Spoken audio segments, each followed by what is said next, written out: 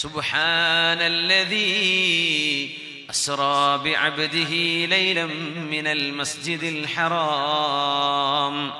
വിശുദ്ധമായ ഉമ്മുൽ ഖുറ, ഗ്രാമങ്ങളുടെ ഉമ്മയാണെന്ന് ഖുർആൻ പറഞ്ഞ നഗരങ്ങളുടെ ഉമ്മയായ മക്കയിൽ നിന്ന്, വിശുദ്ധമായ കഅബാലയത്തിന്റെ അരികത്ത് നിന്ന് സയ്യിദുനാ ഇബ്രാഹിം അലൈഹിസ്സലാമും മകൻ ഇസ്മായിൽ നബിയും പടുത്തുയർത്തിയ കഅബാലയത്തിൽ നിന്ന്, അൽ മസ്ജിദുൽ ഹറാമിൽ നിന്ന് എവിടെയോ അകലങ്ങളിൽ കിടക്കുന്ന മിനിമം 2000-നടുത്ത് കിലോമീറ്റർ അകലത്ത് കിടക്കുന്ന മസ്ജിദുൽ അഖ്സയിലേക്ക്, ജെറൂസലേം, അന്ന് അതിന്റെ പേര് ഈലിയ എന്നാണ്, ഈലിയയിലെ അൽ മസ്ജിദുൽ അഖ്സയിലേക്ക് അള്ളാഹുവിന്റെ റസൂലിനെ കൊണ്ടുപോകുന്നു.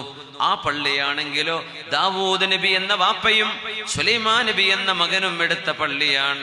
2 പ്രവാചകന്മാർ പണിത പള്ളിയിൽ നിന്ന് 2 പ്രവാചകന്മാർ പണിത പള്ളിയിലേക്ക്,